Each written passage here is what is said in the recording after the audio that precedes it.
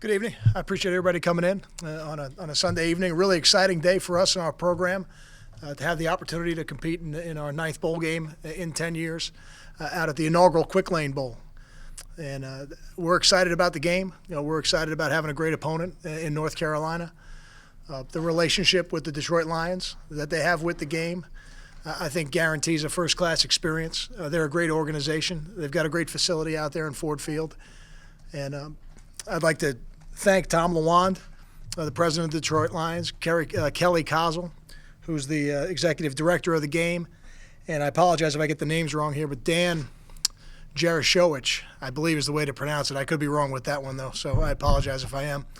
But they've been great in terms of getting us the information we need to try to put a schedule together. And again, I think our players are excited about it. We're certainly excited about it as a program and an opportunity for us in our first year in the Big Ten to represent our conference in bowl season. Questions? Nice sweater, by the way. I appreciate that. Can you just talk about what the whole week has been like? I know you expressed confidence that you weren't going to get shut out, but last week, maybe even the last 24 hours? I never felt that would be an issue. I really didn't spend a lot of time thinking of it. We spent the week recruiting, so we were out on the road staying busy. We practiced a couple times last week. So it really at no point did I feel that would happen. I said that from the very beginning, and it seemed to have played out that way. I guess when it became official that wasn't going to happen was the college football selection show, 3 o'clock when Mississippi State jumped Michigan State. Did you watch that show? How did you find out that was certainly not a possibility like you thought it wouldn't be? I did not. We had some things going on campus today in recruiting, but Jay had sent me a text, I guess when it happened, to confirm it. But again, in any of the conversations that I had, I felt very comfortable that as the selections came out, that we would have a seat at the table. Kyle, just thoughts on North Carolina. Obviously, you guys played them a few years ago. Yeah, it's a new staff. We have a lot of respect for that program. We've played them a couple times. We're excited about the opportunity to play against them. I know they've been very good on offense. I think they've scored over 40 points 4 times at least this season. They've beaten some good people. So it should be a very competitive game. Kyle, obviously kind of getting to the bowl is the first goal, but how important is it to actually go there and win it? When they turn the scoreboard on, you want to be 1-0. Our players are competitive. Is it important? Yeah, I think any time you go out there and play, it's important to win. You guys obviously haven't won a bowl in your time, so what do you think it would do for the program to be able to put that in check that box? I don't look at it in terms of checking a box. We're competing for a championship. It's one of the goals of our program every year is to compete for championships. So we're excited about the opportunity to compete for the championship. When the game is over, it's one of the unique things about college football. You turn the page next season and you have a completely different team. So, it's important because the scoreboard's on. It's important because we're competitors, and it's important because it's one of the goals of this 2014 football team to be a championship team, and we've got an opportunity to do it.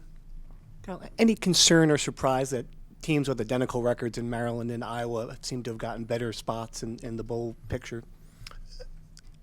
I don't believe they've gotten a better spot. I really like the spot that we're in. I think we're going to go to one of the great cities in this country, to a bowl game in its inaugural year that has really been crafted by the Detroit Lions, one of the great organizations in the NFL. And we've got a great opponent in another Big 5 conference opponent in North Carolina. So I don't feel that way. That, I guess, kind of following up on that, what were you looking for in a bowl? I know they kind of pick you, but what were you looking for in a bowl? What mattered to you? And the idea of playing a Power 5 opponent, I know Rutgers hasn't always played a Power 5 opponent. Does that add some juice? I like the idea of playing another Power 5 opponent, as you put it. Now, whoever you line up against, the goal is to be 1-0. So, in the past, when we played a team like Ball State, they had a very good football team that year. It was a very challenging opponent for us. But I do like that. I like the idea of playing another Power 5 school. I love the opportunity to play in a great stadium and to play at Ford Field in a controlled environment. It's a great stadium. I have never been there personally, but I've talked to some people who've coached or played there. So we're excited about the affiliation with the Detroit Lions. I think all those things enhance the bowl experience. Kyle, when you look at playing in Detroit, what's the significance as you kind of spread westward in recruiting that area now that you also have guys on the roster from that area? Yeah, 2 players on the team from Michigan, which is exciting for them to be able to go home and have a bowl experience. I think it's certainly a highly populated area with Big Ten alums. I think that'll be great for the conference to have a bowl game there year in and year out.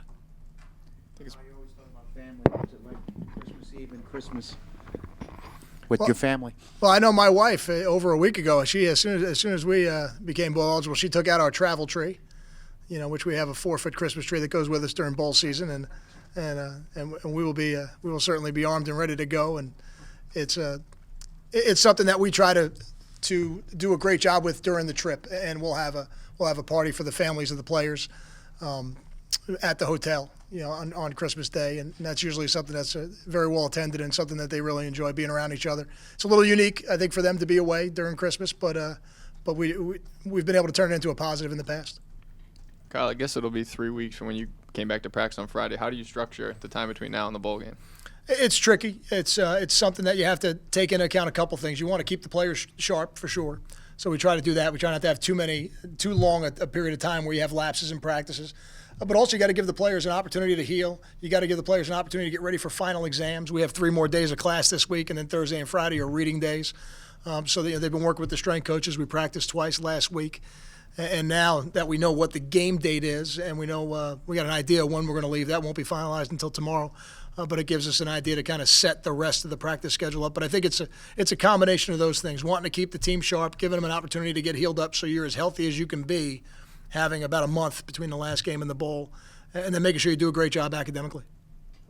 Got a two-parter for you. Were you involved in this process much, or did you leave it to Julie and the rest of the folks? I think the head coach is always involved. We have quite a few of the bowl reps that visit us during the season for particular games. I get a chance to meet them sometimes the day before the game, sometimes before the game. So there's relationships that get built during that time. But Julie's involved for sure. I think administrators and coaches are always involved. And follow up, were you curious to see how this was going to work today? New system, new playoff, new format, and what did you think of the ultimate top 4 and beyond? Oh, the top 4. Well, the top 4 kind of played out like I thought it would. I've been telling recruits and people who've asked me for a long time now that I felt like an undefeated or one-loss Big Ten champion would be in the Final Four. It was hard. It's just hard for me to foresee a scenario where that wouldn't be the case. So Ohio State having one loss, it didn't surprise me at all that I ended up in that Final Four. As for the rest of the process, I got to be honest with you, I haven't really kept track of it. I'm not sure who's going where, but I'm excited about where we're going.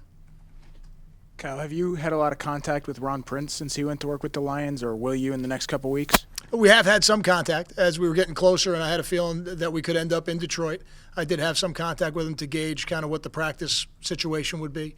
And certainly when we get out there, we'll spend a lot of time, as much time as I can with Ron when he's not working or I'm not.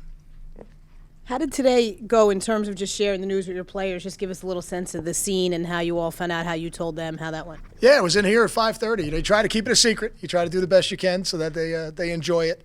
I think they're excited. I could just see the reactions on their faces. I think you're going to get the captains after this, and they'll tell you a little bit more about it. But it's special. I don't think you ever want to take it for granted. You go to bowl games 9 of the last 10 years. I have some vivid memories of the year we didn't go, and what that felt like to be home during December, not at a bowl game, watching everybody else during bowl week. So this is, I think, a significant accomplishment for this football team. Now the idea is to be bowl champions. It's not just to go. Kyle, how does the whole scouting go when you have a bowl? I mean, do you have the next 48 hours trying to get tape and trying to wrangle up as much information on? I would be surprised if Ricky didn't have it already. It's in the old days, if I'm old enough to use that expression, you had to actually physically take the tapes, put them in a car, and drive them and meet halfway, or use a plane and put them on the plane. Nowadays, with the internet, it's unbelievable. I mean, I would tell you that if Ricky doesn't have it by now, by the morning, we'll have all their games and they'll have all ours.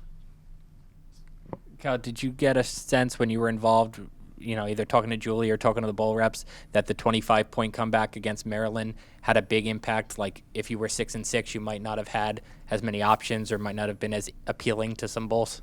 Nobody referenced it specifically, but like some other questions you guys asked me, I think winning always helps.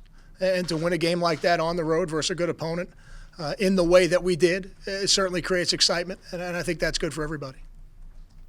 Kyle, it's no secret that bowls, when they look at travel history with programs. I mean, do you think it'll be difficult for your fan base to come out day after Christmas? Or, I mean, would you like to have a large contingent of Rutgers fans? Is that your expectation? We're hoping for a great contingent. I think we will. I think we'll have a great following out there. I think the time of the game is going to help a little bit. You know, it's unique being the day after Christmas. If it was a 12 noon start, I think it might be a little bit harder. But I think a 4:30 start, if that's right, I think that gives some people a chance to travel the day after or that morning and then stay overnight and come home the next day. So I think that will add to the fans that we'll have in the stands. The families always travel, so they do a great job representing us. I think you saw that down in Maryland. We had a great following down there. But I think the time of the game and the short flight that it is, I think both those things will add to the population of Rutgers fans out in Detroit. Any other questions? Thank you.